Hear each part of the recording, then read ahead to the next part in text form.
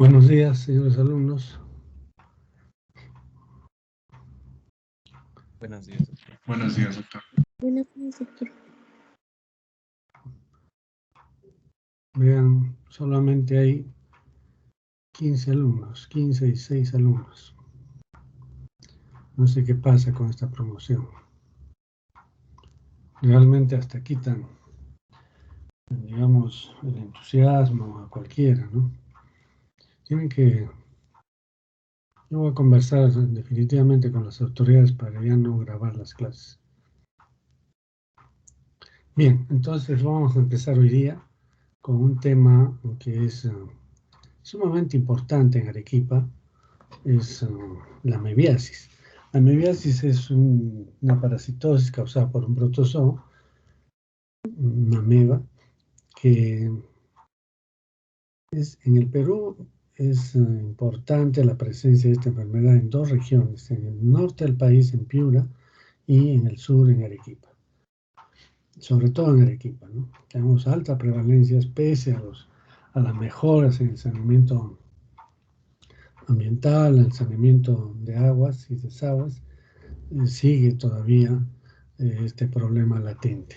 Entonces ustedes tienen que aprender este tema bien porque van a ver pacientes con amebiasis frecuentemente en el consultorio, en el hospital, etc. Acá tienen ustedes una imagen muy sugestiva de lo que es una amebiasis, ¿no? Esto es en la antigüedad, por supuesto, en zonas como Europa, sobre todo, que tenía mucho contacto con la India, que es una zona endémica de amebiasis, y la gente regresaba pues de misiones de estas colonias y venía con amebiasis y después ya se hizo endémica también en Europa, en Londres y en otras grandes ciudades por falta de saneamiento. Y entonces ustedes están viendo acá a una persona ya demasiada, ¿no? En el último momento de su vida está recibiendo los santos óleos, la familia llorando, el médico presente, y esto era pues un tema de salud pública importantísimo, porque no había tratamiento y el paciente que adquiría la enfermedad rara vez salvaba la vida, ¿no? Generalmente morían por la deshidratación, por la diarrea y porque no podían alimentarse adecuadamente. Entonces, este cuadro se ha repetido mucho tiempo hasta que apareció el tratamiento, pero aún con tratamiento ha habido, pues, todavía siguen habiendo casos graves en que muere el paciente, sobre todo aquellos que tienen comorbilidad, ¿no? Como diabetes, alcoholismo, desnutrición. Entonces, la amebiasis es una infección del hombre causada por el protozoo entamoeba histolítica, que está localizada en el intestino grueso. Esta es otra parasitosis del intestino grueso. Entonces, ya hemos visto tricocefalosis, balantidiasis y esta también es del intestino grueso. Por lo tanto, todos ellos van a producir un síndrome disentérico, ¿no? Pero en este caso, la ameba puede irse a otros tejidos como hígado, cerebro, piel, etc. Como hemos visto en los otros protozoos, lo que hemos visto en balantidiasis, hay dos formas principalmente, el trofozoito y el quiste. Veamos el trofozoito. El trofozoito tiene una forma ameboide, por eso, o sea, así se dice, pero en realidad es amorfa, no tiene una forma definida, es como un pedazo de gelatina, ¿no? Y aquí, por ejemplo, está media redondeada, pero es por la fijación, porque ya está coloreada. Pero si no, puede tomar cualquier forma. Después vamos a ver otras imágenes. Pero lo interesante es que presenta una membrana celular, como cualquier célula, tiene un núcleo, vean, con una cromatina uniformemente distribuida. Si la membrana nuclear no estaría con la cromatina que se le adhiere, no se podría ver más que una línea pequeñísima. Pero acá la cromatina se pega a la membrana nuclear y hace que se note nítidamente esta membrana. Pero es una cromatina uniformemente distribuida, son granos finos a diferencia de otras amebas que tienen grumos, entonces se ve muy irregular esto. Y además tiene un nucleolo central. Eso es importante porque hay otras amebas que su núcleo no está en el centro. Luego tiene un ectoplasma, que ven acá hay un pedacito de ectoplasma claro, que es transparente, hialino, ¿no? Y que a veces se ve más cuando hay emite un pseudóparo. Y después al centro está un endoplasma que es granuloso. Y esto es la cromatina, perdón, las barras cromatoidales. Estas barras cromatoidales son interesantes porque también permite el diagnóstico. Son barras cromatoidales un tanto gruesas, pero con borde romo, no es borde agudo. Eso es importante que reconozcan también. Y si podríamos ver acá hematíes, ya está completo el diagnóstico, ¿no? Probablemente había hematíes, pero ya están digeridas, entonces no se nota muy bien. Esto es el trofozoito. Este trofozoito está alrededor de 20 a 25 micras, algo así, ¿no? En ese tamaño. Como digo, es amorfo, ¿no? Y este es el quiste. El quiste sí tiene una característica importante, que es, en primer lugar, es un quiste tetranucleado. Como están viendo ahí, 4 núcleos. Eso es típico de entamoeba histolítica. Es un quiste maduro con 4 núcleos, porque puede haber con 2, con 1 ya se le llama prequiste, pero con 4 núcleos es un quiste maduro. Y mide entre 10 y 14 micras. Esta medida sí es muy importante, no tanto en el trofozoito, sino aquí. La medida es sumamente importante, de 10 a 14 micras, ¿no? Esto es, se mide en el microscopio. El doctor Eleazar Córdoba nos ayudaba mucho en esto de las medidas. Ya ha fallecido y era un experto en hacer las mediciones de los quistes, ¿no? Entonces, ¿por qué digo que es importante que este quiste es de 10 a 14 micras? Porque hay toda una historia en lo que es entamoeba histolítica. Hace unos 30 años se hablaba de una entamoeba histolítica magna y una pequeña. Y entonces se decía que la magna era aquella que tenía de 10 a 14 micras y la pequeña tenía menos de 10 micras. Y se decía que la magna era patógena y la pequeña no patógena. Sin embargo, no era entamoeba histolítica la pequeña. Después ya se hizo estudios, primero bioquímicos, porque la bioquímica, ustedes saben, se ocupa de estudiar, entre otras cosas, las enzimas. Y cada ser vivo tiene un patrón enzimático que se llama simodema. Entonces ese patrón enzimático es diferente para cada especie. Pueden compartir algunas enzimas. Por ejemplo, el hombre puede compartir enzimas con una gallina, con un ratón o con un caballo, pero no todas las enzimas son exactamente igual. O sea, es como un código de barras donde están todas las enzimas y cada especie tiene alguna diferencia. Y entonces se encontró que el patrón enzimático, el simodema para esta ameba de 10 a 14 micras era diferente de la pequeña. Entonces ya de ahí se empezó a pensar que era otra. Después vinieron los estudios inmunológicos con la detección de antígenos o anticuerpos.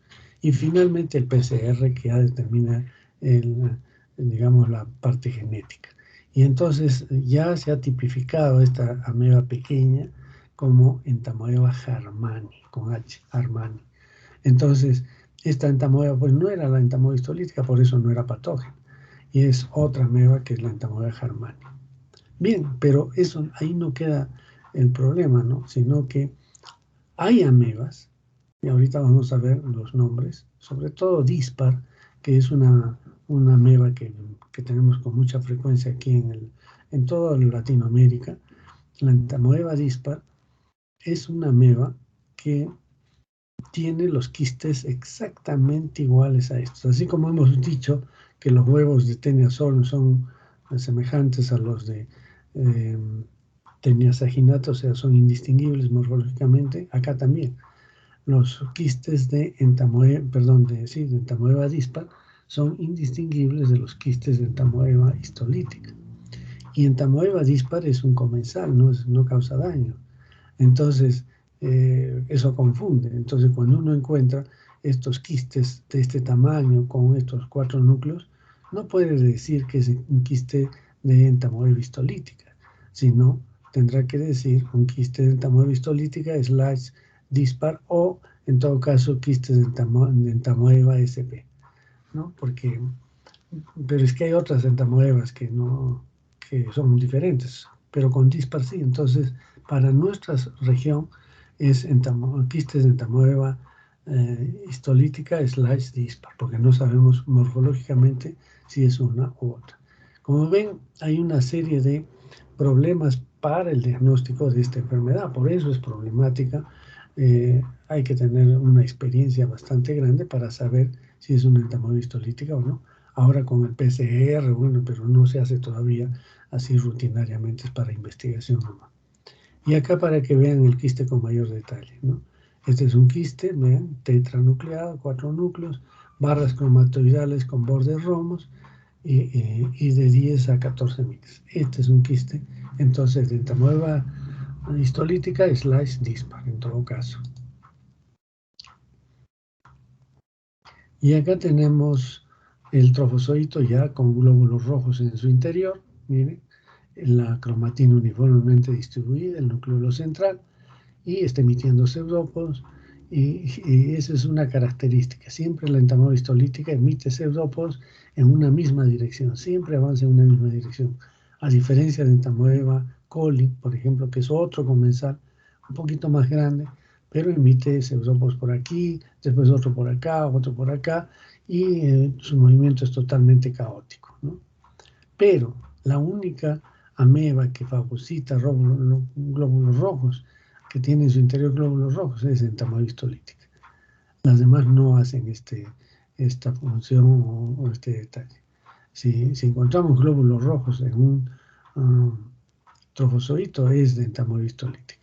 Esto es de vital importancia para cuando ustedes estén trabajando ya en una posta, incluso en el internado.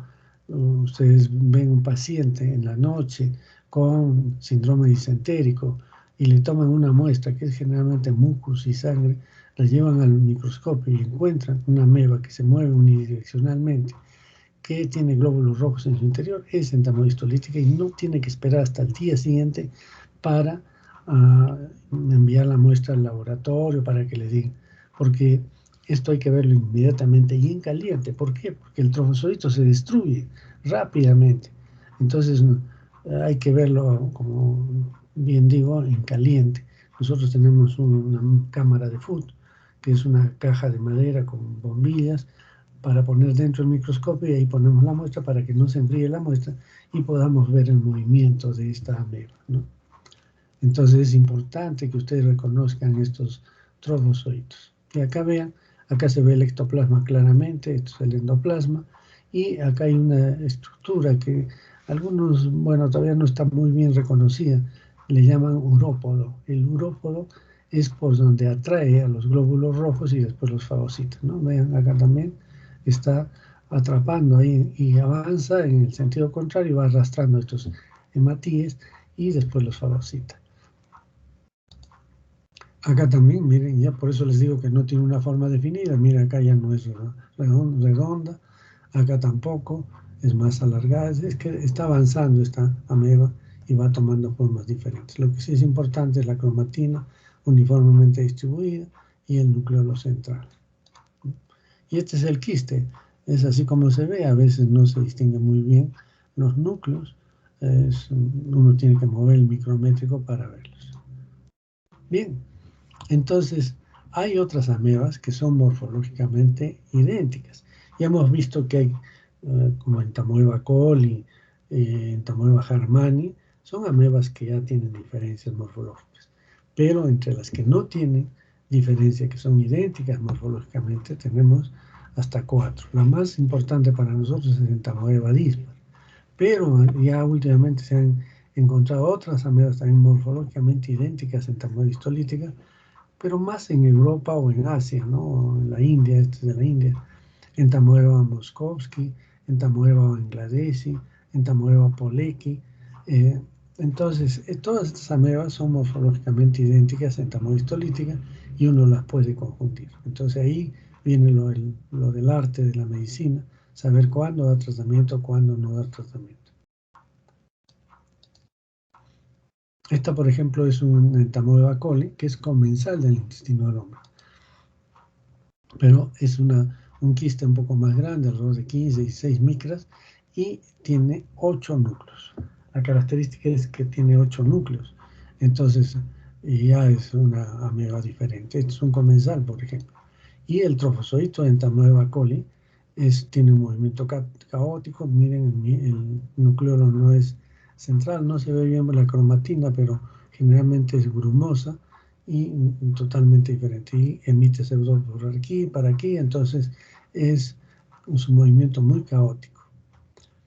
Y este es el quiste con 8 núcleos, y los pueden ver ahí como manchas, ¿no? Esto es entonces entamoeba coli. Y para que vean con mayor detalle, entamoeba coli, acá tienen el trofozoito, miren cómo está emitiendo pseudópodos para varios sitios. Después tienen el prequiste con un solo núcleo, pero siempre el nucleolo excéntrico, también es un prequiste.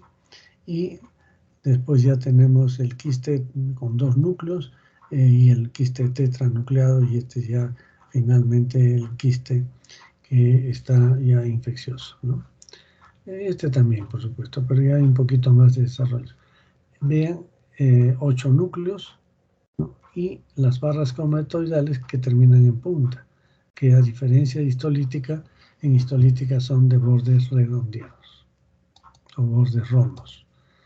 Bien, pero hay otros comensales más del intestino, o sea que no es fácil el diagnóstico de quistes de entamoeba histolítica en un intestino donde puede haber una infinidad de protozoos, ¿no? Por ejemplo, acá tienen, vean, es una entamoeba pequeña, casi del mismo tamaño de entamoeba histolítica, pero vean, esta mancha es una vacuola que se tiñe de oscuro cuando se le pone el luol, y es que eso debe tener carbohidratos. Entonces, este es típicamente una entamoeba, una iodamoeba bushli, la que tenemos acá. Si vemos acá, esta es más alargada, también pequeña, 10, 14 micras, y tiene 4 núcleos, a veces ve 2, pero acá debe haber 4. Pero es más alargada, ¿no? No es redondeada. Estos son quistes, ¿eh? No son trofozoitos. Los quistes de entamoeba histolítica son completamente esféricos. Este no, es más alargado. Este se llama Endolimax nana. Y entonces hay que tener cuidado porque a veces confunden Endolimax nana ¿con qué podrían confundir? A ver, dígame, ¿con qué podrían confundir Endolimax nana cuando ven con Immunolepis nana? Entonces, a ver, y esta es comensal, el otro sí es patógeno. Entonces, hay problemas, por eso yo les estoy mostrando todos estos comensales del intestino del hombre. Después tenemos la entamoeba harmani, bien pequeñita, es la entamoeba harmani que les digo que tiene menos de 10 micras, pero tiene 4 núcleos, con nucleolos centrales, con cromatina o barra cromatoidal uniformemente, bordes rombos. Este es un prequiste. Entonces, esta es la que antiguamente le llamaban entamoeba histolítica pequeña, ¿no? Pero no es entamoeba harmani.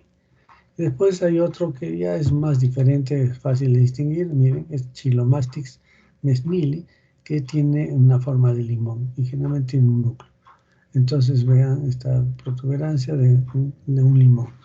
Entonces eso ya es un poco diferente, ¿no? Pero miren todos los comensales que puede haber en el intestino y que pueden confundir al que no conoce bien una entamoeba histolítica. Pero de hecho ya no es tan fácil hacer el diagnóstico, por ejemplo, con entamoeba histolítica y entamoeba dispar es lo mismo. Entonces hay dificultad para el diagnóstico. Bien, veamos entonces ahora el ciclo. El ciclo es bastante sencillo en realidad. El hombre se infecta por ingerir quistes tetranucleados. Ven acá, un quiste tetranucleado. Va a ingerirlo, llega al estómago, al intestino delgado, se desenquista. Y acá estamos viendo el desenquistamiento. Y en el momento del desenquistamiento se produce una división nuclear de estos núcleos, de lo que era el quiste. Y entonces van a aparecer 8 núcleos en una masa protoplasmática que se conoce con el nombre de metaquiste. Entonces el metaquiste ya va a tener 8 núcleos y de pronto se empiezan a separar cada núcleo con una porción de citoplasma y vamos a tener pequeñas amébulas, así se llama, pequeñas amébulas, que rápidamente discurren al intestino grueso y cada una se va a convertir en un trofozoito de ameba. Entonces ya tenemos este trofozoito que empieza a dividirse por fisión binaria y puede estar en horas, puede estar lleno el intestino de estas amebas. Miles, millones de amebas se producen, de trofozoitos. Algunos de esos trofozoitos, dependiendo del pH y algunas otras condiciones que no están bien claras, empiezan a enquistarse. Y entonces acá tenemos el prequiste, el quiste con 2 núcleos, el quiste tetranucleado con las barras cromatoidales que se van perdiendo. Cuando recién se emitía la muestra, se ven muy bien las barras cromatoidales, pero después pasan unas horas y ya se pierde porque esto tiene que ver con la alimentación también del quiste, o sea, no tanto la alimentación, sino el mantenimiento de la vida, ¿no? Allí, porque ya no tiene posibilidad de alimentarse. El trofozoito es la forma como se alimenta. ¿Y de qué se alimenta? Se alimenta de bacterias, se alimenta de, de hierro. En realidad fagocita los hematíes, pero no para alimentarse, sino simplemente los destruye y utiliza el hierro, ¿no? Entonces eso es lo que utiliza esta ameba. Y entonces en el quiste todavía hay algo de metabolismo que es utilizado con estas formas de reserva que son las barras cromatoidales. Por eso que pasan unas horas y ya no hay esas barras cromatoidales y solamente vemos el quiste tetranucleado que va a salir con las heces a través del fecalismo. Entonces en el fecalismo pueden salir trofozoitos, ¿eh? Sobre todo en pacientes que tienen diarrea aguda, o sea, un síndrome disentérico típico. Sí, le hacemos un examen de heces y vamos a encontrar trofozoitos, no hay quistes. Pero cuando ya la persona empieza a ser crónica la enfermedad y ya tiene quistes en el intestino, entonces se va a eliminar quistes. Pero los trofozoitos se presentan en la fase aguda, no hay quistes cuando uno hace un examen de este mucus rectal o de lo que es la diarrea de estos pacientes, que es moco y sangre. Entonces ahí va a haber trofozoitos. Pero si no, salen los quistes. Y los quistes pues van a contaminar el ambiente, el agua, las verduras, las frutas, las manos, y después van a ir a la boca de otra persona. Y entonces ese es el ciclo. Entonces es un ciclo bastante simple, desenquistamiento en el intestino delgado y la presencia de las amebas en el intestino grueso, donde pueden o no invadir la mucosa. Veamos eso un poco más. Pero antes revisemos la localización. Entonces la localización de esta parasitosis es a nivel de intestino grueso, ¿no? En la luz o dentro de la mucosa. El estadio de salida es el quiste. Pueden salir trofocitos, pero no tienen importancia. El mecanismo de transmisión, fecalismo. El estadio infeccioso, el quiste tetranucleado. Y el mecanismo de infección a través del agua, las manos o alimentos. Miren acá nuevamente el trofozoito. Entonces una persona ingiere los quistes tetranucleados, llegan al intestino y pasan, se desenquistan, se forma el metaquiste y después los trofozoitos o amébulas pasan al intestino grueso para desarrollarse en miles de trofozoitos. Entonces este trofozoito va a tratar de entrar a la mucosa intestinal, pero no siempre puede, sino que depende de muchos factores, como vamos a ver. Este trofozoito muchas veces se puede fijar con el mucus y de esa manera ya no ingresas, queda bloqueado, digamos, allí. Esto depende de la invasión de la... A ver, vamos a ver, creo que esto está mejor. Entonces, acá estamos viendo los trofozoitos que van a, perdón, trofozoitos, si bien digo, van a tratar de invadir la mucosa. Pero para invadir esta mucosa, como lo hace aquí, tiene que haber una señalización de la ameba. Y esta señalización se produce por la interacción de un receptor y una proteína de adherencia de la ameba. La proteína de adherencia de la ameba se llama lectina y el terminal, hay un carbohidrato terminal en el receptor de la membrana del colonocito que termina en galactosa. Y entonces esta galactosa se une a la lectina y se produce la señalización de la célula y empieza a producir gran cantidad de enzimas, con la proteasa sobre todo, una amebaporo y otras más, para invadir el tejido, destruir el tejido y avanzar hacia la mucosa y la submucosa. Entonces, para eso necesita esa proteína de adherencia que se une a la galactosa del epitelio intestinal. Pero, ¿qué es lo que está pasando acá? Y por eso que no invade. Se está uniendo a la galactosa que puede estar en el mucus del intestino grueso. Entonces, el mucus contiene gran cantidad de galactosa que se une a la lectina y bloquea a esta proteína de adherencia de la ameba. No puede unirse al epitelio y sale con las heces y se va a convertir rápidamente en quiste. Pero si logra entrar, se produce la señalización, ingresa y puede invadir toda la mucosa, produciendo lo que se llama la úlcera en botón de camisa, y aún más, puede avanzar más hasta los vasos sanguíneos y por vía sanguínea puede ir al hígado, o puede ir al pulmón, o puede ir al cerebro o a la piel, como vamos a ver después. Entonces, esto es sumamente importante, esto es un conocimiento que data de unos 10, 15 años nada más, porque antiguamente no se sabía por qué algunas amebas no invadían la mucosa y el paciente eliminaba quistes y no tenía nada. Entonces, pero después ya se ha visto, se ha estudiado esta proteína de adherencia que es la lectina. Entonces, la patogénesis, una vez que se ha producido la señalización entre la ameba, vean acá esta ameba, incluso está dividiéndose. Estas son amebas que están entrando al tejido sano para avanzar y destruir mediante sus enzimas todo el epitelio y la mucosa o submucosa del intestino grueso. Entonces, ¿qué es lo que tiene que haber? Entonces, cuando uno se infecta, lo primero que tiene que haber es el desenquistamiento. Entonces, se liberan los trofozoitos y estos trofozoitos son los que tienen que tener esta proteína de adherencia, que es la lectina. Entonces, acá tenemos la lectina, ¿no? Y tiene que unirse a la galactosa N-acetilgalactosamina, ¿no? Que permite, este es el receptor, o GAL-NAC es el receptor que se une a la lectina y entonces recién empieza la invasión. Y la invasión significa producción de enzimas, como por ejemplo esta amebaporo. La amebaporo no confundir con el urópodo, que es la parte de la membrana celular del trofozoito que atrae a los hematíes. Aquí no. La amebaporo es una enzima y esta enzima no es una proteína, por supuesto. Hace agujeros en la célula.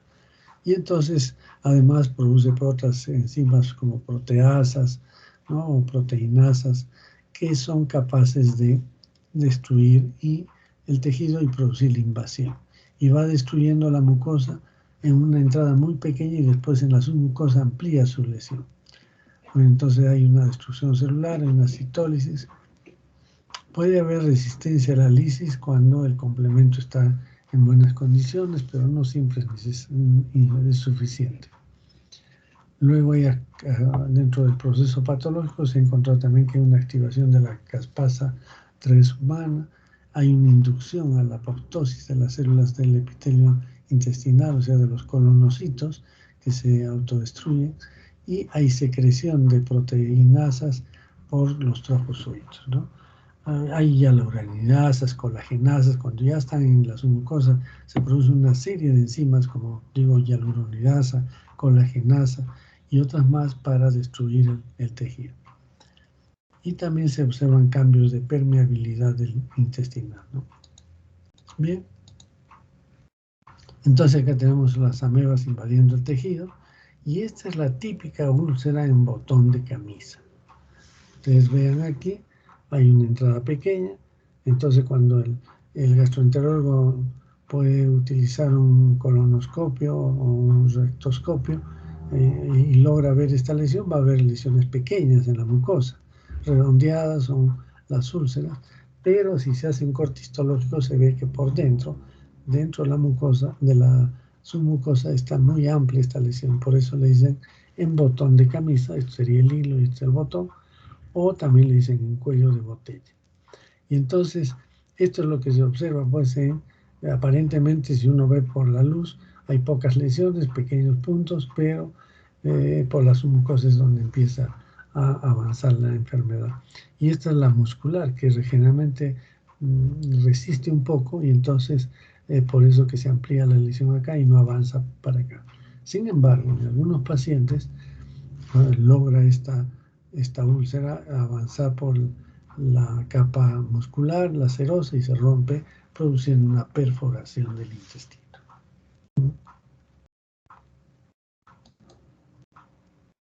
Entonces, esta es una úlcera mediana en un botón de camisa. Como digo, la perforación ya se ve pues en pacientes desnutridos, diabéticos, alcohólicos. En ellos sí se puede producir la perforación. Miren cómo es que destruye el tejido. Acá está lleno de amebas.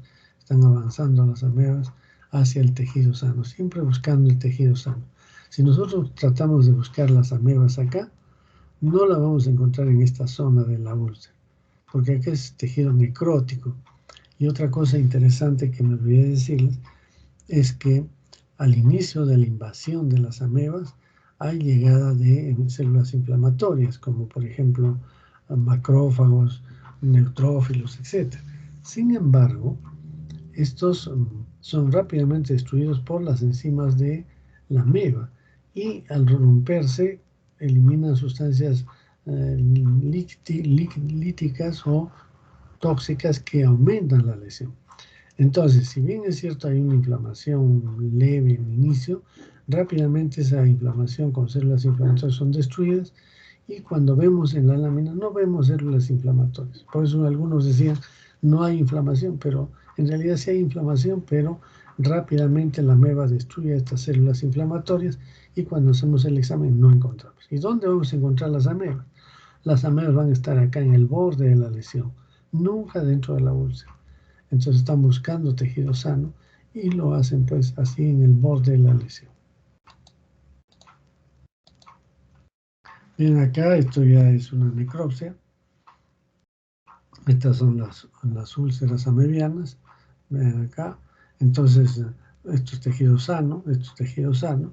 Y bueno, aunque es un poco más grande, pero la lesión en realidad está por dentro, o sea, en las submucosas donde está mucho más amplia. A diferencia de lo que es en el caso de Balantidium, que son lesiones grandes, parcelares, pero iguales para las mucosas. Acá no, la lesión es en botón de camisa. Bien. Entonces veamos la clínica. La clínica de la amebiasis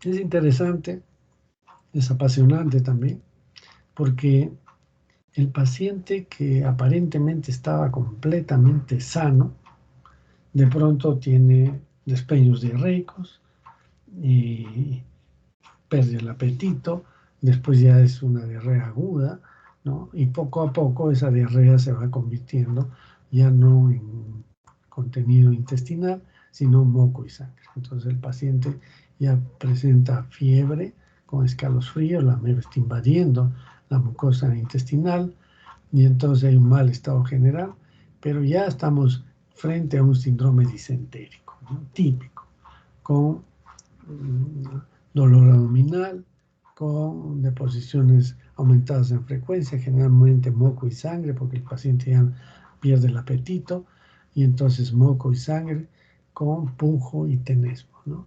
Esto es el famoso síndrome disentérico, que antiguamente le llamaban disentería. Entonces, esto caracteriza pues a la fase aguda de esta enfermedad.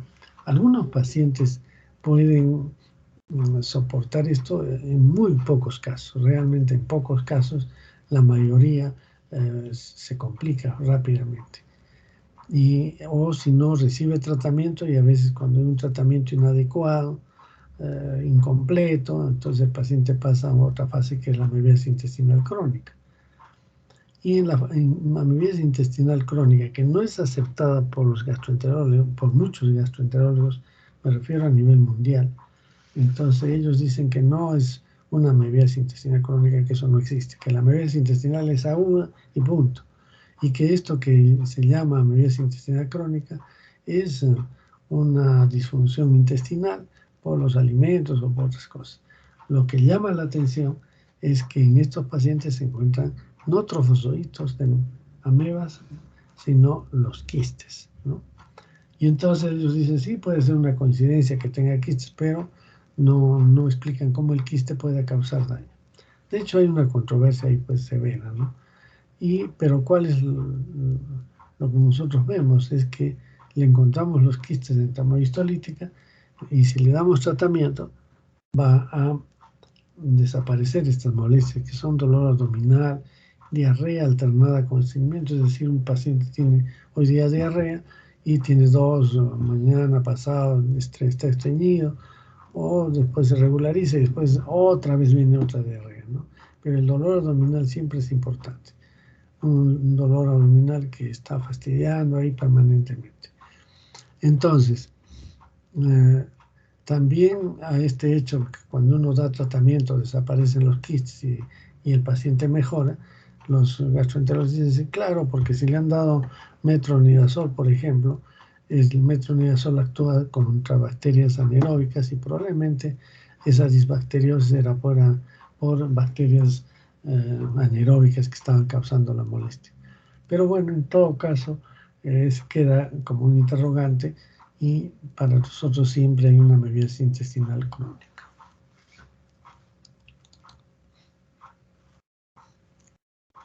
Miren ustedes acá estos hallazgos. Siempre hay antecedente de migración a zona endémica. Claro, para los pacientes que viven en otros lugares. Pero nosotros que vivimos en zona endémica, la mayoría de nosotros ha tenido una amoebiasis, ¿no? Y de repente ni cuenta se ha dado, o ha recibido tratamiento. El inicio es gradual, empiezan los síntomas y más de una hora ya se hace síntomas muy típicos de un típico síndrome disentérico. La diarrea también se presenta en muchos casos, la sangre oculta en ese 70%, o simplemente ya hay moco y sangre, ¿no? Dolor abdominal también es frecuente, la pérdida de peso un poco menos, la fiebre de más de 38, menos cantidad de personas tiene fiebre, el antígeno parentamol histolítico en casi todos los casos, y la serología positiva en 70%. Biopsias con colonoscopía positiva es un 80%, ¿no? Entonces vean, todo esto se puede encontrar en los pacientes con amoebiasis. Bien. La ameba tiene complicaciones. Como hemos dicho, generalmente estas complicaciones se dan en pacientes que tienen alguna comorbilidad, pacientes desnutridos, pacientes con diabetes, pacientes alcohólicos, a veces también pacientes con inmunosupresión, uso de corticoides, aunque no se ha encontrado una relación de estas complicaciones con los pacientes con SIDA. Ellos tienen inmunosupresión, pero fundamentalmente celular, y entonces más parece que es una inmunidad de tipo humoral para estas amebas, y por eso es que con SIDA no da complicaciones, pero sí con otras patologías, con uso de corticoides, por ejemplo. Entonces, si la persona está con amebiasis aguda y toma corticoides, puede hacer pues estas complicaciones. ¿Cuáles son estas complicaciones? Puede haber la fístula rectovaginal, o sea, el recto se perfora por la ameba y hace una fístula hacia la zona vaginal, ¿no? Entonces, se puede ver, es un problema serio, muy, digamos, para el paciente es sumamente incómodo y también las puede llevar a infecciones severas. Después, el megacolon tóxico es que ya proliferan por las enormes úlceras, pueden entrar bacterias a las úlceras y producir por lo que se llama el megacolon tóxico. Se dilata el colon y está sumamente tóxico. Las úlceras perianales se ve también con frecuencia, vamos a ver fotografías. Lo que pasa aquí es que el paciente está con diarrea, con síndrome disentérico, y los familiares, para evitarse problemas, si es un niño pequeño le ponen pues estos pañales, o antiguamente se usaban unos calzones de plástico, dentro le ponían el pañal y encima el calzón de plástico. Entonces prácticamente no se notaba que el paciente estaba eliminando gran cantidad de moco y sangre con amebas vivas, ¿no? Torosolitos. Y entonces esta permanencia del pañal hacía que se macere la piel de la zona perineal, y las amebas aprovechaban ya con una piel alterada para penetrar en la piel y comenzar a hacer destrucción de la piel. Esta destrucción de la piel terminaba finalmente con cicatrizaciones que deforman toda la zona afectada, ¿no? Entonces, esa ulceración perianal es relativamente frecuente en niños y también en ancianos que están abandonados. Hay perforación intestinal con peritonitis, ya lo hemos mencionado. Se perfora el intestino, así como hacen la fístula rectovaginal. Puede haber también una perforación del intestino hacia el peritoneo, entran bacterias al peritoneo, se produce una peritonitis y muchas de esas veces el paciente fallece. Entonces hay un shock y un deceso de estos pacientes. Otra complicación que le he dejado adrede es el ameboma. El ameboma se ve en pacientes que ya curaron de la amebiasis y que es como una tumoración que se presenta en el intestino grueso. Este ameboma, si nosotros hacemos un corte histológico de esto, lo que vamos a encontrar solamente es tejido fibrótico, no hay amebas ahí, pero es un tejido necrótico que ocupa un espacio y puede hacer confundir con un cáncer de colon. Esto porque las heces son las cintadas, hay un poco de dolor, y este ameboma es así, ¿no? Entonces, una tumoración del intestino grueso de tipo fibrótico benigno, pero no encontramos amebas ahí, pero esto se encuentra en pacientes que han tenido amebiasis. Bien, entonces estas son algunas de las complicaciones que se suelen ver. Entonces, miren, eso es complicaciones, pero también se habla de amebiasis extraintestinal, que vendrían a ser como una complicación porque parten del intestino, pero se les llama amebiasis extraintestinales, ¿no? Una de ellas es el absceso hepático amebiano a nivel del hígado. Esto es un clásico, digamos, de la medicina, el absceso hepático amebiano. En primer lugar, está mal llamado absceso porque no tiene pus. Todos los abscesos son con pus, con células inflamatorias, etc. Aquí no. El absceso hepático amebiano es una colección, o sea, de un líquido achocolatado, espumoso, que es estéril, porque si cultivamos no crecen bacterias, no hay bacterias ahí, por eso que es mal llamado absceso. Y este absceso hepático amebiano puede tomar dimensiones muy grandes, y el paciente puede hacer que este absceso hepático se perfore el hígado y salga hacia la parte del abdomen o a través de una fístula, o de aquí pueda romperse el diafragma y subir hacia el pulmón, ¿no? Produciendo un absceso pulmonar amebiano. Entonces, lo que suele verse acá, creo que acá está, por ejemplo, el absceso es el absceso hepático amebiano. Miren, todo acá es una cavidad que está llena, aquí ya no está, por supuesto, es un líquido achocolatado que hace que se rompa este absceso hacia la cavidad, pero como se pega a la pared abdominal, se rompe, se hace una fístula y drena a través de una fístula hacia afuera.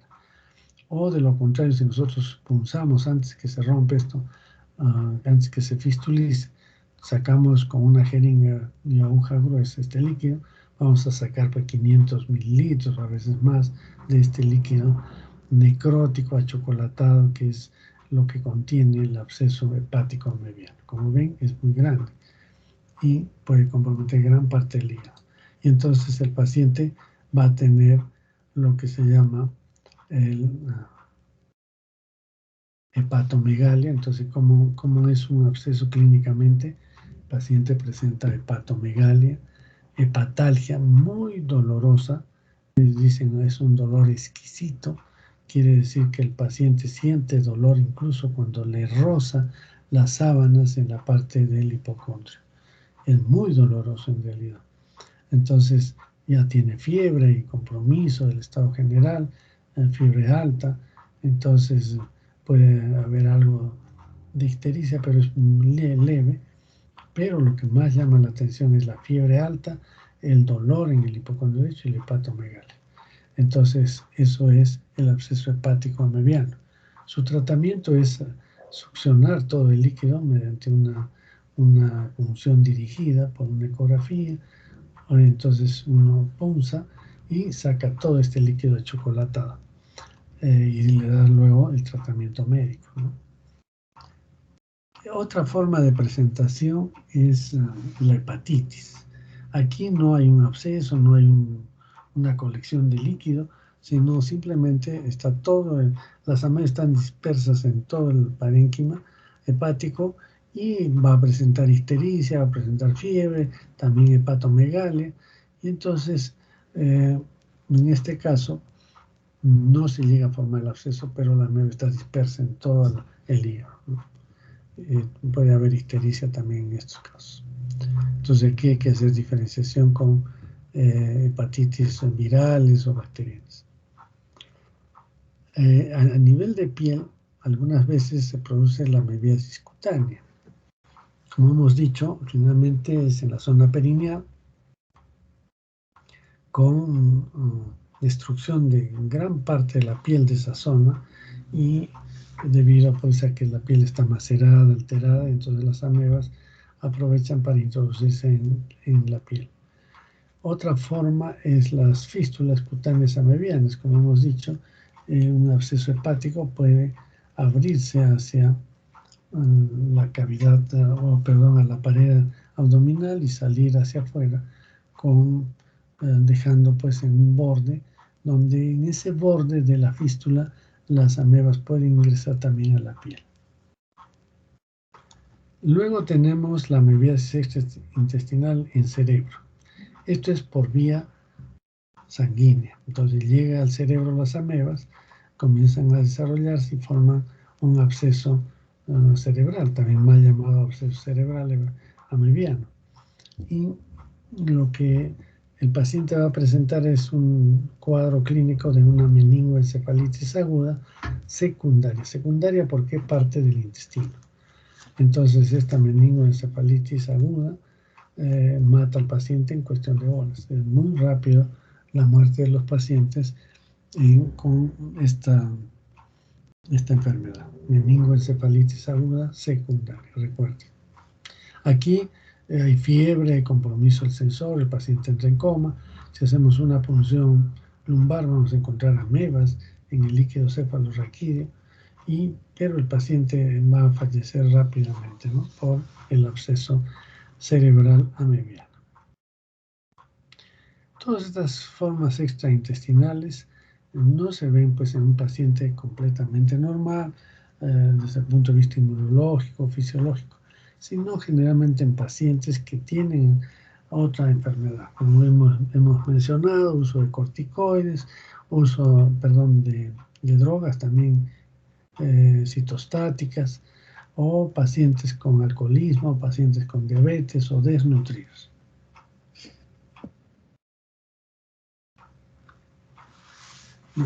Veamos ahora el diagnóstico. ¿Cómo hacemos el diagnóstico de amebiasis? Me refiero a la amebiasis intestinal. Como el paciente está con síndrome disentérico, hay que hacer un examen de heces al fresco. Y el examen de heces al fresco significa dos cosas. Uno, tomar una muestra en caliente, como hemos dicho, un poquito de heces del paciente, ponerlo en un microscopio y en caliente ver los trofozoides. Ahí vamos a ver trofozoides. Entonces en la fase aguda se ve trofozoides y que están con movimiento unidireccional, que tienen glóbulos rojos en su interior, y ya está hecho el diagnóstico. Pero algunas veces no hay, digamos, muchos trofozoitos, entonces el diagnóstico se hace difícil. Entonces, ¿podemos concentrar esa muestra? Sí. Y utilizamos un método que sirve para formas móviles. ¿Y ustedes recuerdan qué método se utiliza para formas móviles en heces? El Berman, muy bien. El Berman es modificado en copa, sirve para estas formas móviles. Y sí es un buen elemento para hacer el examen de heces al fresco, ¿no? O sea, el paciente recién ha emitido la muestra, entonces hay que ver. Si ya las heces pasan un buen tiempo, ya no vamos a encontrar los trofozoides. Otra, como les dije, para que estos trofozoitos permanezcan viables y móviles, se usa la cámara de Foot, que es esta caja de madera donde se pone el microscopio y con calor a través de bombillas eléctricas, entonces para poder ver el movimiento. Es la cámara de Foot. Después se hace también cultivo de amebas. Esto ya para investigación en la práctica diaria no se utiliza, ¿no? Y se puede cultivar en medios especiales con muchos nutrientes para que se desarrollen las amebas.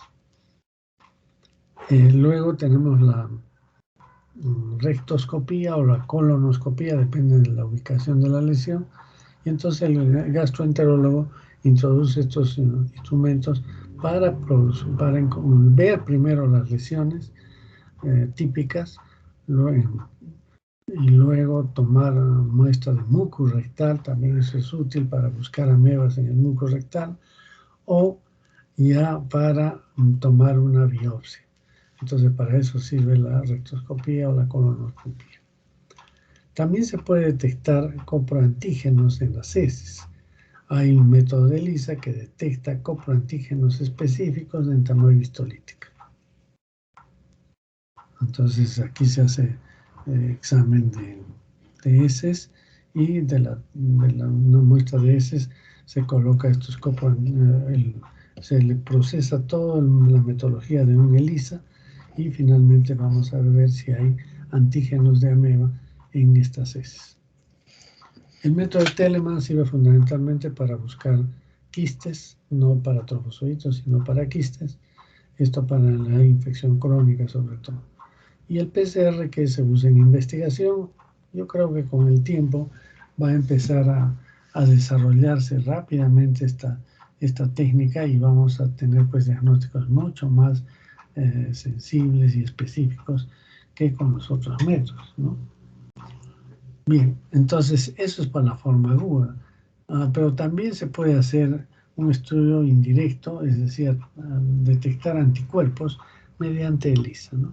Pero esto no funciona en nuestro medio porque al ser zona endémica, todos tenemos pues de ahí la serología positiva.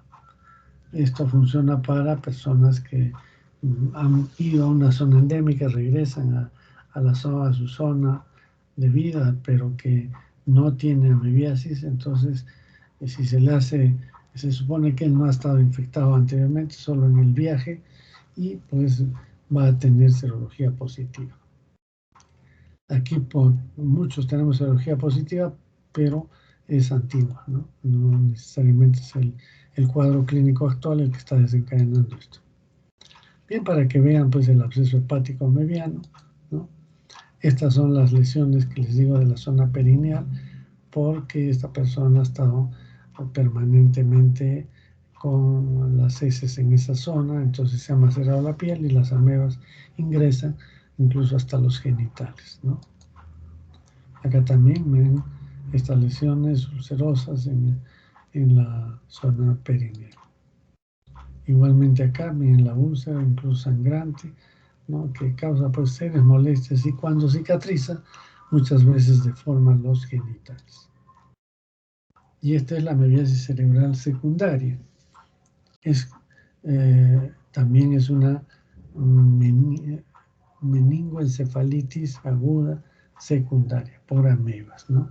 Entonces, aquí vean, este es el absceso cerebral y vemos, pues dice, el absceso amebiano, mal llamado absceso, porque no hay pus acá, son amebas. No amebas, sino un líquido necrótico que está causando problemas a nivel cerebral. Bien, en parámetro diagnóstico hemos visto la endoscopía es útil, la ecografía para ver en el hígado, ¿no? Las lesiones sobre todo del absceso hepático amebiano, este es un pedazo de intestino, esta es la endoscopía, cómo se hace, etc. Pero el tema es que, ya lo hemos mencionado en el diagnóstico, la colonoscopía, el examen de heces con Derman o directo, los coproantígenos, o la ecografía para la parte hepática, la tomografía para la parte cerebral, etc. Bien, en la epidemiología tenemos que esta enfermedad se presenta con mucha frecuencia. Tenemos pues, pacientes que presentan quistes entre el 10 y el 20%, o sea que no es rara. Sin embargo, si ustedes entienden que este 10% que se hace por, o 20% que se hace por examen de heces, la identificación de quistes, de hecho que va a haber una disminución, porque estos quistes pueden ser de dispa, ¿no es cierto? Pero el consumo de aguas hervidas es un tema interesante. Felizmente que, como nos dije en la clase anterior de balantidiasis, ya no tenemos tanta contaminación del agua por el desagüe de Arequipa, que en gran parte está siendo procesada en la planta de La Estrella que la maneja Cerro Verde, ¿no? Los manipuladores de alimentos son un factor importantísimo en esta enfermedad, porque es gente que no tiene el cuidado adecuado, se lava las manos en un baldecito que está ahí abajo, que se puede ver incluso ahí en la foto, y ahí lava los platos. Si va a defecar también se lava las manos ahí, y entonces va a servir a los alimentos con quistes de entamoeba histólico. Por eso se pide un examen de heces regularmente a los trabajadores que manipulan alimentos. Sin embargo, pues muchas veces llevan otras heces, es decir, la gente es muy irresponsable en este aspecto. La otra forma de adquirir la enfermedad son las verduras, las frutas mal lavadas, las fresas, que pueden contener quistes de entamoeba histolítica, ¿no? Miren, en cuanto al examen de heces para búsqueda de quistes, en Arequipa hay 10 a 25% de positividad. Como digo, parte de esto es dispa. En Puerto Maldonado de 16.5%. En Lima menos del 5%. Nosotros siempre hemos discutido desde hace muchos años realmente este tema de la diferencia en Lima. Y decíamos, no, los limeños es que no saben hacer diagnóstico y que no encuentran. Pues. Entonces hubo una reunión a nivel nacional en Lima para hacer diagnóstico de amebiasis. Y se encontró porque ellos trajeron muestras de la zona y no había, pues realmente no había. Entonces no se sabe bien, pese a que Lima tiene problemas de saneamiento, no sabe por qué no hay. Pero hablemos de Piura, de Arequipa, pues tenemos prevalencias muy altas de ameba, ¿no? Y esta amebiasis con amebiasis hepática, que ya no se ve en estos últimos años, se veía antes, pero ya no se ve.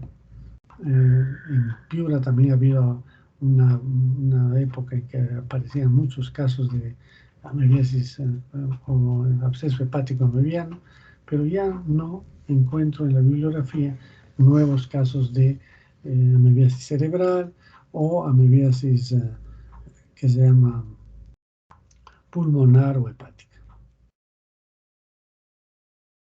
Entonces, mediante serología, o sea, por detección de anticuerpos, se encuentra que en Arequipa, en La Joya, en el 93, se encontraron 72%.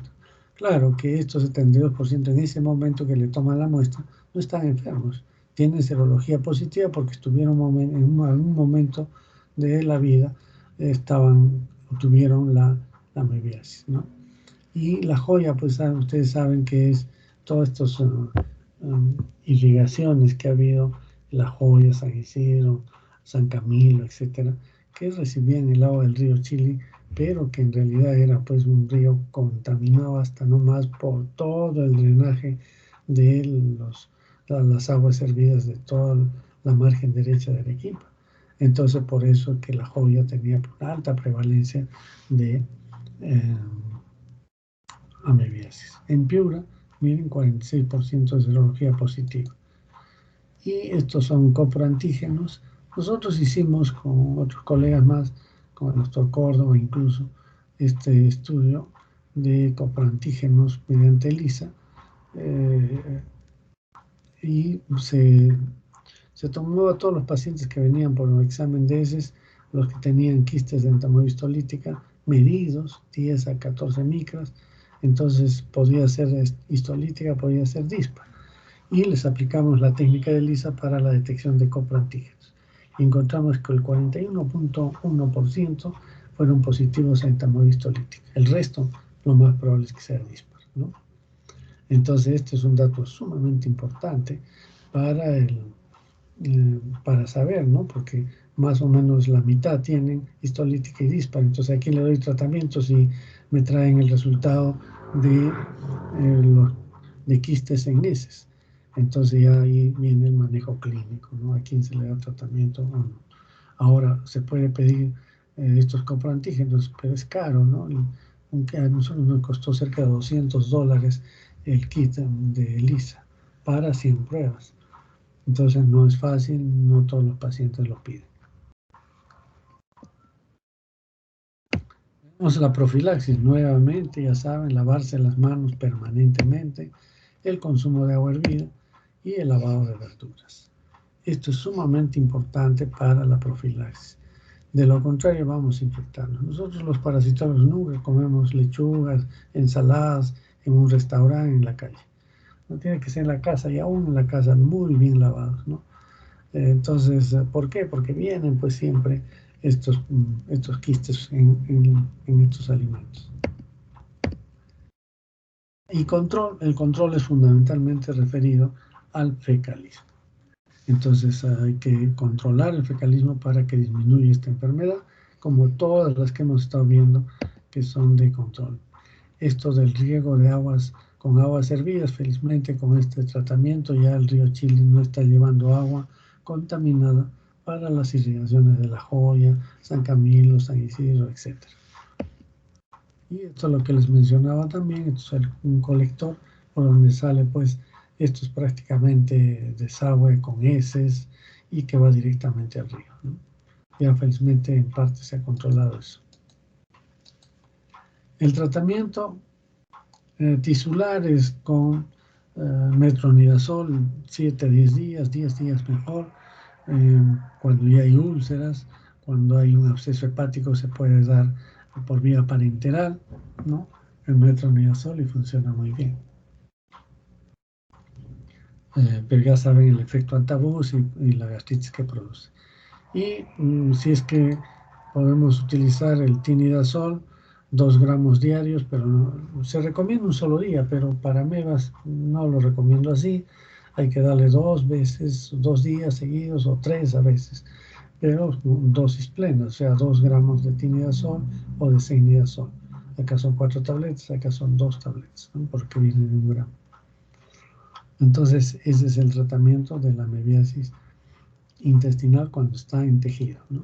Pero a veces solo se encuentran quistes, no hay trofozoitos, entonces estamos hablando de una amebiasis crónica y se usa la dicloroacetamida, que es el teclosan, y que actúa pues también puede actuar sobre los trofozoitos, pero lo interesante es que actúe sobre las formas quísticas para eliminar los quistes en la amebiasis intestinal crónica.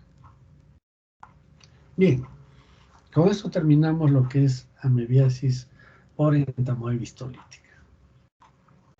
Sin embargo, tenemos cada vez con más frecuencia amebiasis por amebas de vida libre. Estas amebas de vida libre se encuentran pues en el agua, en los estanques, están en el suelo, en cualquier parte. En realidad ustedes agarran un florero y que ha estado con flores por varios días y toman del fondo y van a ver y pueden encontrar quistes o trofozoitos de amebas de vida libre que están allí, ¿no? Pero pueden invadir al hombre. Entonces, lo que se ha visto últimamente es con la aparición del SIDA, han aumentado los casos de amebiasis por amebas de vida libre. Entre las más conocidas, las que con mayor frecuencia han presentado, son del género Balamutia, por ejemplo, Balamutia mandrilaris, o Acanthamoeba jaramanella o castellani. Son amebas que están presentes en pacientes inmunodeprimidos, pacientes con problemas de SIDA, casi funciona el SIDA, en general pacientes inmunodeprimidos, ¿no?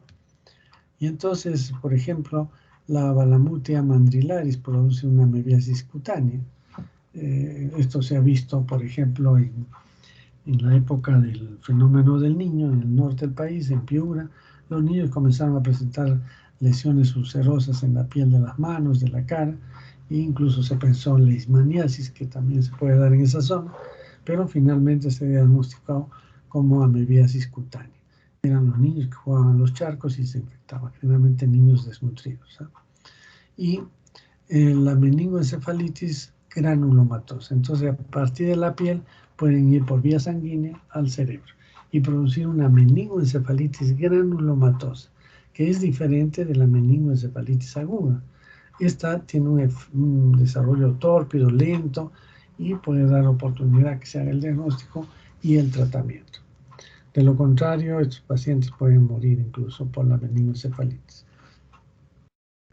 Pero es de este tipo, ¿no? Meningoencefalitis granulomatosa. Acanthamoeba jaramanella o castellani, que tienen también amebiasis cutánea, se presentan pacientes con SIDA, muchos pacientes, estos pacientes que entran a bañarse en una sequía, por ejemplo, y en el borde hasta donde llegó el agua se producen úlceras en la piel y que si uno las estudia va a encontrar o Balamutia o Acanthamoeba, ¿no? Y entonces es una amebiasis cutánea, o en la cara a veces se pueden ver estas lesiones. Otro problema de Acanthamoeba jaramanella es que produce queratitis. Y la queratitis se produce, o sea, la inflamación, la lesión de la córnea, se debe a que, sobre todo estos pacientes tenían lentes de contacto. Entonces se quitaban los lentes de contacto y en la noche los ponían en un vasito de agua, ¿no? Pero muchas veces hay descuido, la mano está sucia o el vaso nunca lo lava y se forman ahí amebas de vida libre, como esta Acanthamoeba. Entonces cuando se introduce el lente ocular, el quiste queda en contacto con la conjuntiva, con la córnea y comienza a desarrollar hasta destruir la córnea, ¿no? Se forma el trofozoito y empieza a destruir esta zona. Entonces se ha visto varios casos en pacientes con SIDA con queratitis por acanthamoeba. Puede también la queratitis producirse en personas completamente sanas, ¿ah? Mucho cuidado. No necesariamente, claro que si es un paciente con SIDA con mayor razón, pero la queratitis se produce más en pacientes o sea, con una inmunidad normal. Mientras que la amebiasis cutánea sí está más relacionada con con inmunodepresión, ¿no? Pero la queratitis no. Basta que si uno se ponga un lente con quistes de acanthamoeba, va a hacer queratitis. Y cuando se complica esto y avanza la enfermedad de la forma cutánea, va a ir al cerebro produciéndose la meningoencefalitis granulomatosa, igual que en el caso de Malamuti. Entonces, es importante saber esto, ¿no? Mucho cuidado con pacientes inmunodeprimidos, pueden aparecer lesiones ulcerosas en piel y que estas lesiones a veces no desarrollan, no curan.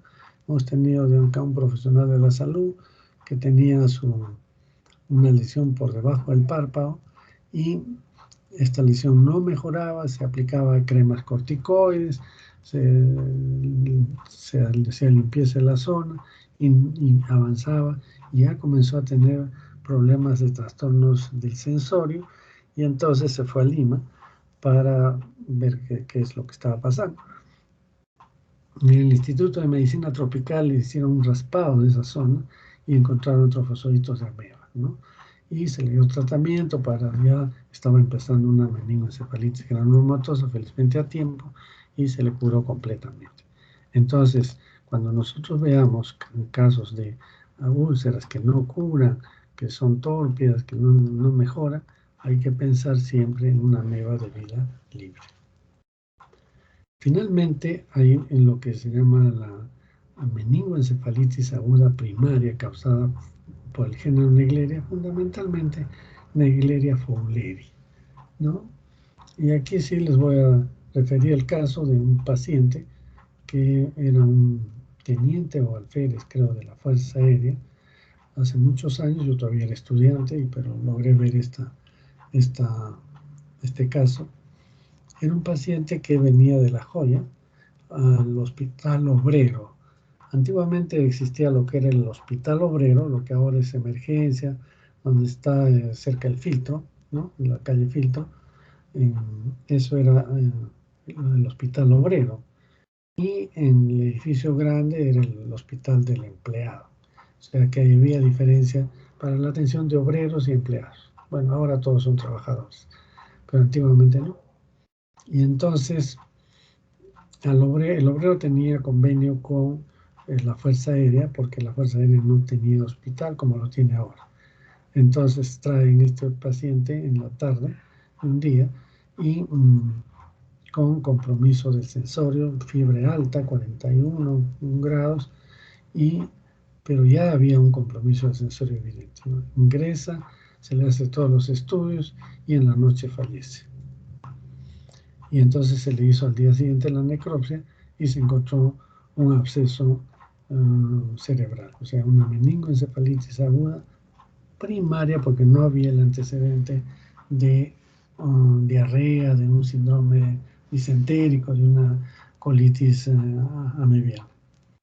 Entonces, que se indagó cómo era este paciente, qué hábitos tenía, y se encontró que este paciente era pues un campeón nacional en natación y como de estudiante y como ¿qué se llama? Llega a la Fuerza Aérea en la base de La Joya, no había piscina y él siempre entrenaba, comenzó a hacer entrenamiento de natación en un estanque de agua, ¿no? Y entonces en ese estanque hacía natación, se sumergía, etc.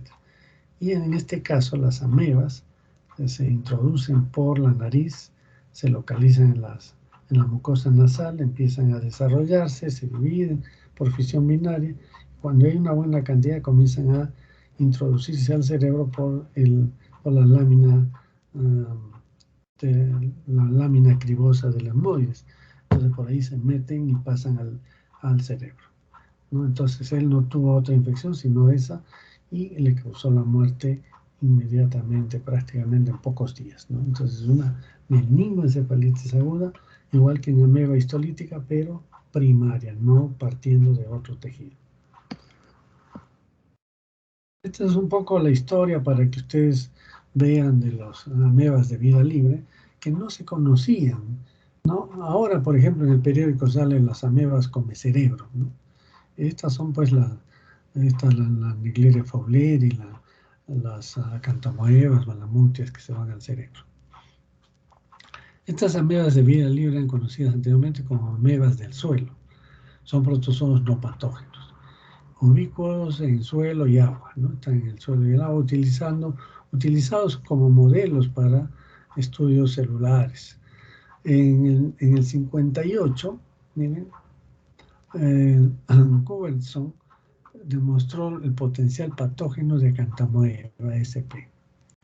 En 1965, Fowler, de ahí viene Naegleria fowleri, reporta el primer caso de meningoencefalitis amibiana primaria,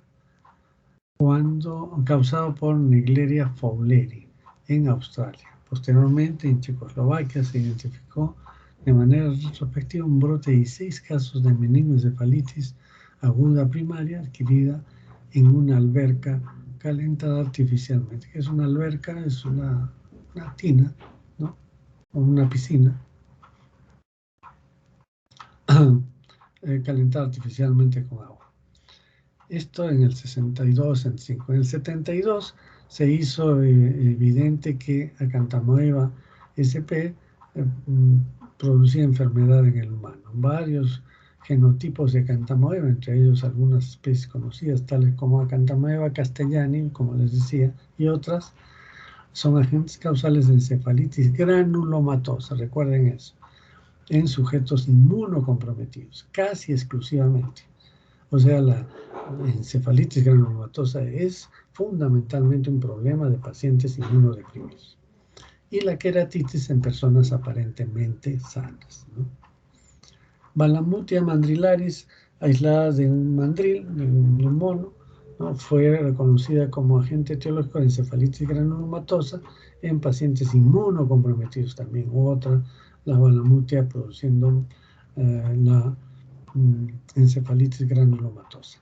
Y recientemente personas inmunocompetentes también se encontraba, mucho cuidado, sobre todo en los extremos de la vida. Bueno, ahí ya de hecho que hay un problema de inmunidad también, ¿no? Asimismo se ha identificado en forma creciente en individuos de origen latinoamericano, Balamutia. Sapina es otro género también que puede producir una encefalitis, ¿no? Pero es con menos frecuencia. Y recientemente se ha considerado el papel de estas amebas como reservorios de bacterias y virus patógenos. O sea, cuando entra una ameba no entra sola, sino que puede estar llevando bacterias o virus. Bien, esa es un poco la historia. Y miren cómo es que se introduce la ameba al cerebro, ¿no? Es la meningoencefalitis aguda primaria por Naegleria fowleri y produce pues un absceso cerebral, ¿no? Esta es una meningoencefalitis granulomatosa por Balamutia mandrilaris. Miren, ya hay lesiones acá y de acá se va a ir al cerebro de esta niña. Vean acá las úlceras muy típicas en la piel y que la única manera de hacer el diagnóstico es raspar aquí en esta zona del borde de la lesión y ahí vamos a encontrar las amebas, ¿no? Miren cómo compromete y después hace una meningoencefalitis por Balamutia. Esta más bien es por Acantamoeba, una lesión un poco más grande en el párpado superior, ¿no? Y son amebas de vida libre. Bien. Y finalmente, el tratamiento. La amebiasis extraintestinal en general, como por ejemplo el absceso hepático amebiano, pulmonar o cerebral, o las amebas de vida libre, requieren pues un tratamiento agresivo, sumamente agresivo, es decir, utilizar drogas ya no por vía oral, porque a veces ya hay compromiso del sensorio, sino por vía parenteral. El metronidazol es una droga que sigue siendo excelente, se da por vía endovenosa Y esto es un buen elemento, una buena herramienta para el tratamiento de estos pacientes. Se puede asociar a antimicóticos como el clotrimazol, el miconazol, el ketoconazol, el fluconazol, el itraconazol, etc. La pentamidina y isotianato también puede usarse, pero con menos posibilidad de éxito, igual que el trimethoprim sulfamethoxazol, o sea, el cotrimoxazol, o esta sulfa que antiguamente era el único que era el Bactrim, ahora hay un montón de nombres comerciales. Esta es una droga que se ha utilizado mucho en el mundo, hay mucha resistencia, también ya ha aparecido resistencia a esta droga por el mal uso que se le ha dado. La sulfadecina, que muy poco se usa para este caso, la claritromicina también puede utilizarse, pero esta droga sí es espectacular, el anfotericin B, para casos de abscesos cerebrales, abscesos hepáticos. El anfotericin B es una muy buena droga, se da por vía parenteral, en goteo lento, en pacientes hospitalizados, y es nefrotóxica. Entonces estos pacientes deben estar muy bien hidratados porque a menor deshidratación, mayor es el daño renal que pueden producir. O sea, no es una droga para darla a cualquiera, hay que utilizarla en pacientes muy especiales y las personas que utilizan esta droga, lógicamente tienen que tener experiencia en el uso de ella. Entonces, como ven, la amebiasis extraintestinal hay herramientas. Antiguamente no había estas herramientas y prácticamente los pacientes que hacían amebiasis extraintestinal morían. Ahora se puede usar, pero aún a veces no da tiempo porque no se hace el diagnóstico. Por eso es importante que ustedes sepan de esta enfermedad, conozcan esta enfermedad, qué complicaciones puede haber y estén preparados para hacer el diagnóstico oportuno, rápido, no estar divagando, porque cuando empiezan a divagar es cuando el paciente se empeora y fallece, ¿no? Entonces, recuerden entonces que amebiasis es un tema latente, es un tema actual, es un tema frecuente, que tienen que conocerlo bien, cómo hacer el diagnóstico, cómo interpretar los resultados. Ya saben que hay amebas que se parecen, entonces hay que tener cuidado, hay que manejar la parte clínica también para dar el tratamiento, y el tratamiento no es fácil de administrar tampoco. Hay que tener experiencia, hay que tener un conocimiento pleno de la forma como se absorbe este medicamento, qué daños o efectos indeseables tienen. De hecho, todos estos tienen efectos indeseables y entonces hay que conocerlos para cada paciente. Pero lo más importante es saber que si yo le encuentro a un paciente con amebas o están con algún síndrome disentérico, una colitis amebiana, y eh, es un paciente desnutrido, es un paciente con inmunodepresión, es un paciente alcohólico, es un paciente diabético, entonces en ese caso sí tiene que actuarse rápidamente para evitar que avance esta enfermedad y se convierta en una amebiasis extraintestinal y pueda matar al paciente. Bien, con eso concluimos. No sé si hay preguntas en relación a este tema. Doctor, ¿Preguntas? disculpe, Sí, con todo gusto. no me quedó muy claro por qué algunos quistes no se adhieren. Esa parte que explicó no la entendí muy bien. Ya. En realidad el quiste no se adhiere, el quiste siempre sale con las heces. Una vez que se forma, el quiste tiene que salir con las heces. No tiene capacidad de movimiento, no tiene capacidad de adherencia, no tiene capacidad de invasión. Es el trofozoito el que algunas veces se adhiere, pero para que exista esa adherencia del trofozoito se requiere de una proteína por parte de la ameba. En sus membranas está la lectina, es la proteína de adherencia en la membrana del trofozoito, y el terminal galactosa en el epitelio de la célula del intestino grueso. Entonces, cuando se produce esta adherencia, el paciente puede mejor dicho, se produce una señalización celular y la ameba empieza a producir gran cantidad de enzimas, amebaporo, proteasas, hialuronidasas, colagenasas, etc. Eso ya va a ser la invasión. Pero otras veces estas amebas, como tiene la lectina, esa lectina puede unirse a la galactosa que se encuentra en muy buena cantidad en el mucus normal que uno tiene en el intestino. Entonces, si el trofozoito se pega al mucus, que la mucosa está muy bien protegida por bastante mucus, viene la ameba, quiere entrar, pero se topa con esta galactosa del mucus, se pega mediante su proteína de adherencia a la galactosa del mucus y sale con las heces. O sea, no logra penetrar. Además, hay también inmunoglobulina A secretora que contribuye también a la defensa de esto, el complemento, etc. Pero el fundamental hecho es de defensa, es un mucus bueno, un mucus normal.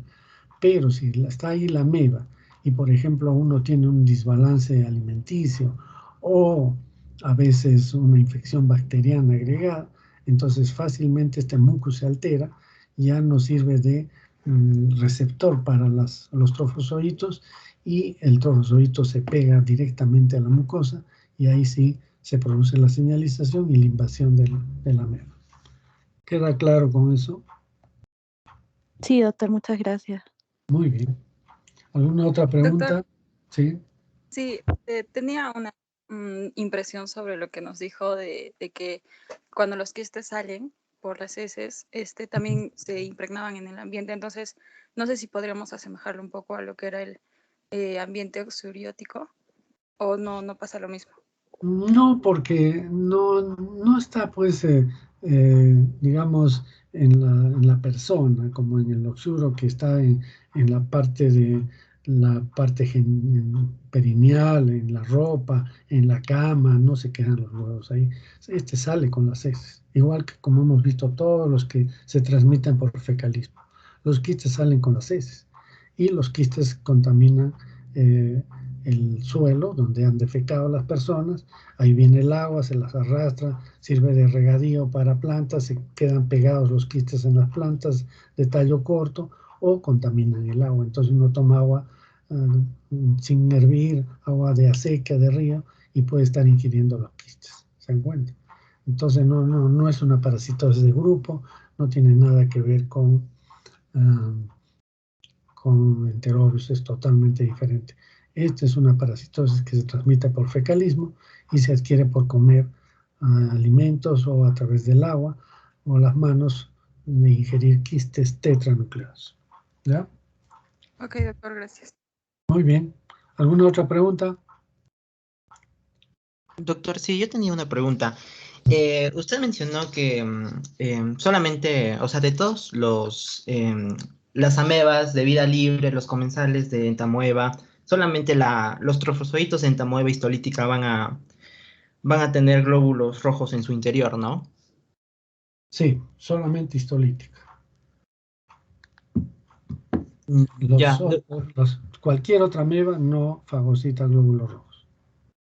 ya, doctor. Y respecto al cuadro clínico, la úlcera amebiana, la que comentó, la del botón de camisa, siempre, o sea, había leído que las amebiasis, una de las lesiones más típicas iban a ser las úlceras. Estas siempre, morfológicamente, si tomo una biopsia y la examino al microscopio, voy a ver ese tipo de úlceras. Sí, la úlcera en botón de camisa es típico de la ameba. A diferencia, por ejemplo, del balantidio, que puede producir úlceras, pero son úlceras que se llaman parcelares, es decir, toman una parte de la mucosa, pero que corresponde a al mismo tamaño en la submucosa. No es como en ameba que en la mucosa es un daño muy pequeño y después en la submucosa se amplía, por eso se llama como un botón, ¿no? El hilo sería la entrada y después el botón sería todo lo que está en la submucosa. ¿Sí? Ya, doctor, gracias. Muy bien. Doctor, una Sí, última consulta. sí. En la fase aguda encontrábamos trofozoitos. De la misma manera en la fase crónica, ¿qué es lo que encontraríamos en sí ya la Quistes. ameba? Solamente quistes. Si es una crónica, el paciente no tiene diarrea, es quistes. Y aún que tenga un despeño diarreico, vamos a encontrar quistes. Es raro encontrar trofozoitos en una amibiasis crónica. Solamente hay trofozoitos. Los trofocitos se quedan en la parte alta. No salen, sino los quistes. Entonces, yo para un paciente que tiene dolor abdominal, las heces a veces bien, a veces mal, le pido un examen de heces, un Telemann, y ahí encuentro quistes de entamoebistolítica, ¿no? O disparo.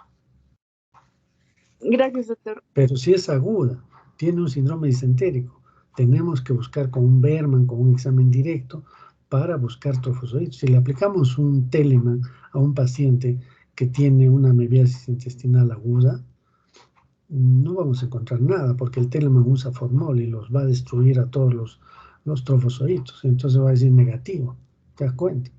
Porque no hay quistes ahí en la fase aguda, solo hay trofozoitos. Por eso es importantísimo que ustedes hagan el examen en caliente o el Berman para concentrar los trofozoitos. Y si pasa muchas horas la muestra de heces, también no vamos a encontrar trofozoitos. Entonces, esa recomendación es importante. Cuando el paciente tiene un síndrome disentérico y estamos pensando en ameba, tiene que ser un examen al fresco. Las heces no pueden estar más de una hora o menos, ya se destruyen los trofozoitos. ¿Listo? Bien. ¿Alguna otra pregunta? Bueno, muchísimas gracias entonces por su presencia, su atención. Gracias, nos vemos. Perdón, el delegado de esta sección, tenemos que tomar un quiz, me tienen que avisar, reúnanse con las otras secciones para el sábado o el lunes o cuanto antes mejor. ¿Listo? Comprende hasta este tema. Entonces, y ustedes mañana no van a tener clases. Entonces yo les voy a dejar el video de valantidiasis, que es corto y que lo pueden revisar en cualquier momento. ¿Listo? Muy bien, entonces vean para cuándo el que se llama Doctor, sí. disculpe, anoche habíamos quedado para